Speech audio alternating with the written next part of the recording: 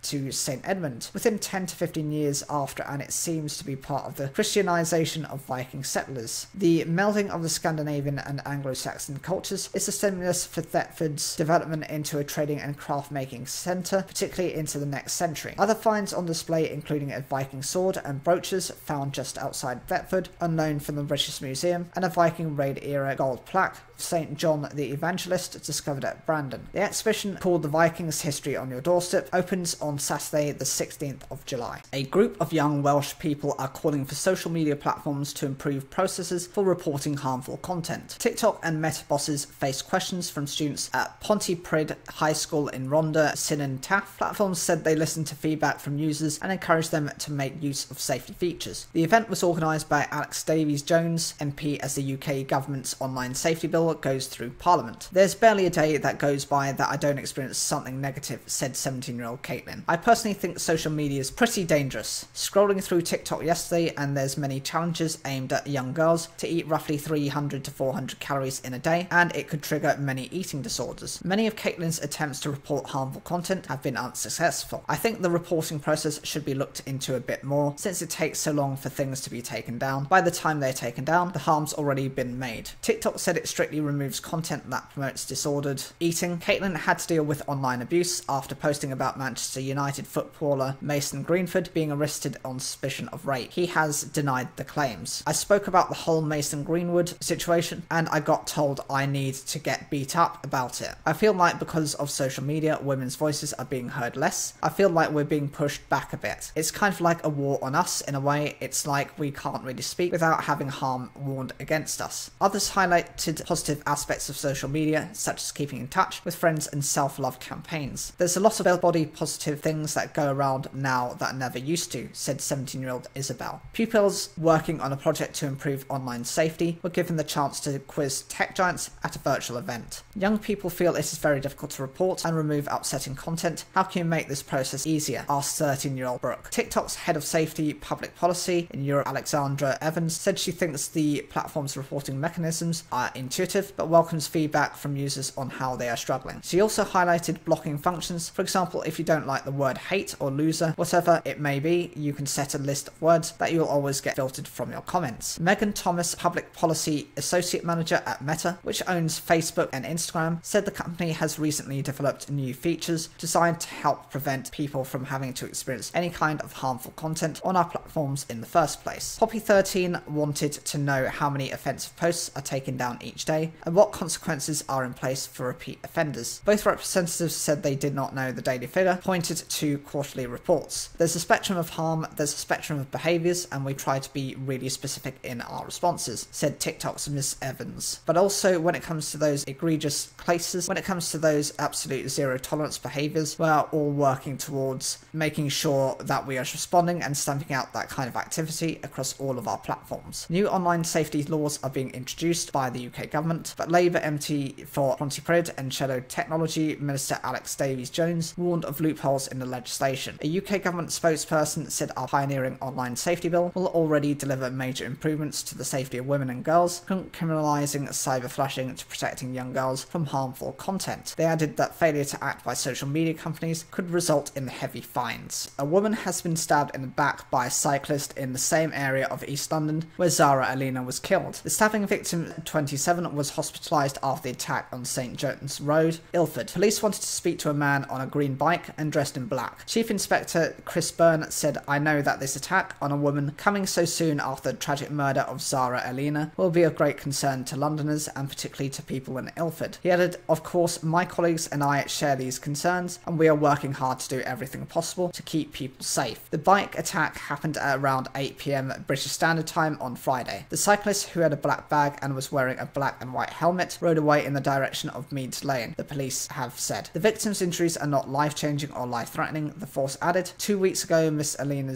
was attacked as she returned home from a night out with friends and died from head and neck injuries. Jordan McSweeney, 29, from Dagenham, has been charged with murder, attempted penetration without consent, and robbery. He has been remanded in custody until the 30th of September.